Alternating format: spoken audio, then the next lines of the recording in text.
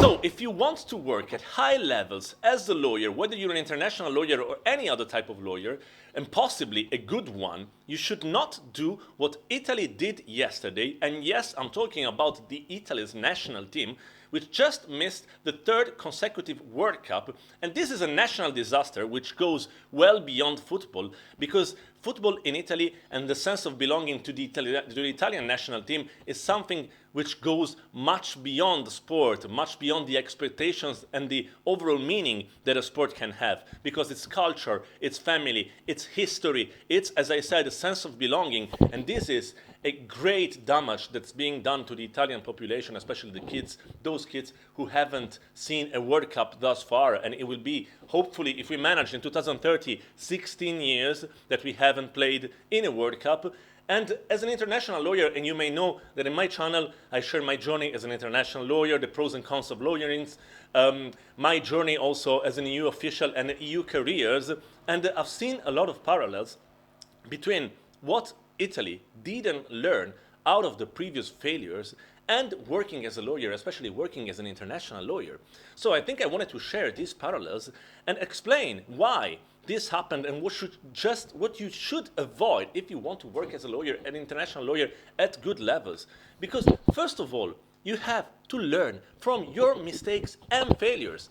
Because missing a World Cup isn't just bad luck, like many people are saying, like the Italian management, like of the federal football governance in Italy, this guy Gravina is saying, it's not just bad luck, it's not just a match, it's a sign of a deeper systematic issue, because you've missed the last 3 World Cups. And I'm sorry, with all due respect for the Bosnians, it's Italy, an historical football powerhouse, losing to a small country. And I can't believe, with all due respect, as I said, for the Bosnians, who played a great match, and in my honest opinion, they deserved. I can't believe that the Italian players, the Italian national team, is worse than the Bosnian one. And I also can't believe that it was worse than the North Macedonia football team or the Swedish one. So I just can't believe, and I mean, you have to admit that there are systematic issues and deeper issues which go beyond a single football match, which go beyond, the qualification to a World Cup or to a Euro Cup. And similarly, also, as a lawyer, especially at international levels where you have to adopt and take into account a lot of considerations, you have to reflect on your cases, you have to reflect on your arguments, on your decisions, and you have to ask yourself, whether you're working as a lawyer, but also in sport, in football, you have to ask yourself, what went wrong? What went wrong in the past? What could have been avoided? And I don't want to repeat those mistakes again. But apparently, some people keep committing the same mistakes.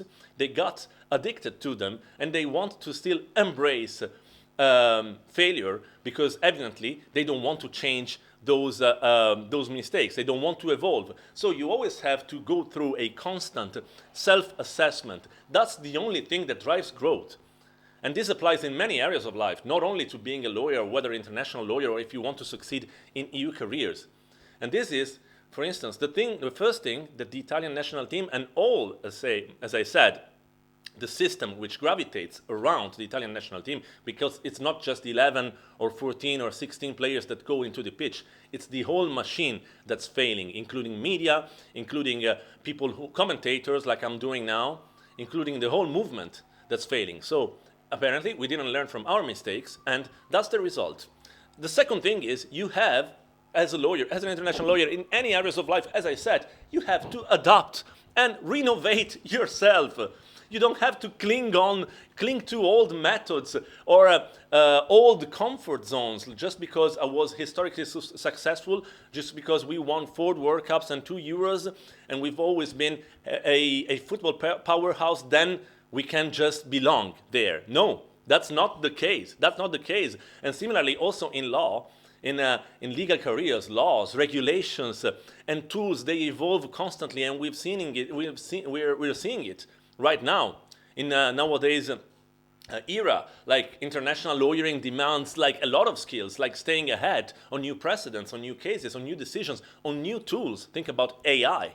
I mean, the development of AI, which is super rapid, super fast. And who knows, what the role of lawyers is going to be in 10 years from now. Some people are saying that lawyers will be replaced by machine. I mean, I don't really agree with that. I think that maybe for junior lawyers it will be a bit more difficult. But okay, that's another topic. But what I want to say here is that you have to adapt and renovate yourself. You have to do it in all areas of life. Whether you want to work as a lawyer and also in football, and really renovate, embrace progress, embrace change. Those who adapt, they grow faster, and we've seen it with many national teams, which improved and improved and improved, and we stayed stuck. We stay stuck, and who stays stuck? The Italians, they stay stuck in football, and who stays stuck? They fall behind. So also, if you want to work as a lawyer, an international lawyer, or if you want to embrace your careers, you don't just stay stuck, because you always have to be up to date on new information, on new updates, on new legislative changes. And finally, which is the most important thing, which really made me laugh throughout the whole day today, and then yesterday when I was listening to the interviews of the Italian managers, this Gravina guy, but also, I'm sorry to say, Buffon and Gattuso, I mean, historical players, and they won a World Cup, and they deserve all the, gratitude from Italian fans. I mean, you can't just talk about red cards or like, we got a red card. They should have had a red card. Maybe their goal, there was a foul, like a handball or stuff like that. Take responsibility. You have to take responsibility. You don't have to find excuses. You don't have to find alibis, especially in professions with a high level of responsibility like that of a lawyer. Like, same applies, but also in football, in whatever, again, I repeat, in whatever area of life, if you want to grow, if you want to evolve, if you want to change, and if you want to finally succeed, you have to take responsibility. You don't have to find excuses and alibis. And I said it also in some of my previous videos, like I think I shared a video on my biggest failures as a lawyer, and I learned so much from those failures. And I've had many more. I've had many more failures as a lawyer, and the good thing is that I was always able to learn from those failures. I can't say, I'm perfect. I can't say I'm flawless. Of course, no one is. But it's important to learn from those failures and avoid blaming external factors, referees, bad luck, other people, other players, other fouls, like other red cards that they may have been. Or like, oh yeah, penalties, it's a lottery, whatever. Heroic behaviors by the football players. What does it mean? Own your failures. You have to be able to own your own failures and learn from them and transform your setbacks into motivation. Inspire. Be inspired by someone else's successes. Be inspired by your failures, because maybe your failures correspond to someone else's successes and you can be inspired from them. So that's another learning experience. So every lost case, also as a lawyer, every mistake you make is a lesson in strategy, in diligence, in resilience, which is precisely what, I'm sorry to say, the Italian football players were missing yesterday, resilience. I mean, they just shit themselves when the match was getting hotter. Like after, I mean, they scored 1-0, it was perfect conditions for them. 1-0 up. Yeah, and perfect conditions to continue the match, and then they shit themselves. I'm sorry to say, I'm sorry to use this language, but that's the case. And then we got a red card because it was a perfect consequence of what was happening. Like, okay, also an idiocy, like such a stupid thing from Bastoni, our football player, but so stupid. So excuses, really, excuses in whatever area of life, whether you want to become an international lawyer, like work at high levels as a lawyer in the institutions, which is also a job which demands a lot of pressure and taking a lot of responsibility. Excuses are for those who are unwilling to leave their comfort zone. So if you don't want to leave your comfort zone, stay home, stay stuck, stay in your condition, and keep being like Italy's national team and all their managers and all the system, I'm sorry to say, as I'm a huge Italian football fan, all the systems surrounding the Italian national team. Because growth comes from action, reflection, and learning, as I said.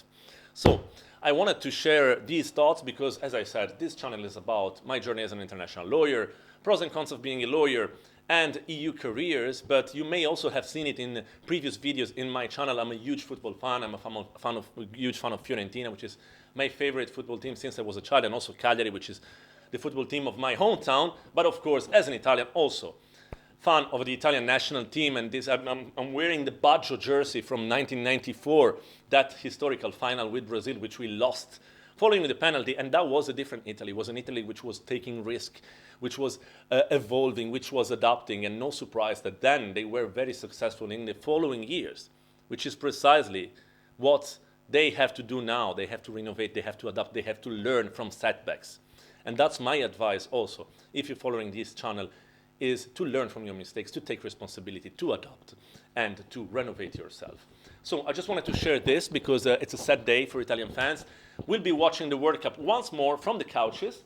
My couch is literally here, so we'll be watching the other teams, even like teams like small islands in the middle of the Atlantic Oceans. I'm sorry to say again, but they're taking part in the World Cup, and we Italians, an historical powerhouse, we don't manage to play. But okay, that's it. We have to accept it. Thanks for following. If you enjoyed it, please like, comment, and subscribe to the channel. I keep saying Forza Italia no matter what, because I keep believing and I keep supporting for my country and my national team. To the next one. Peace.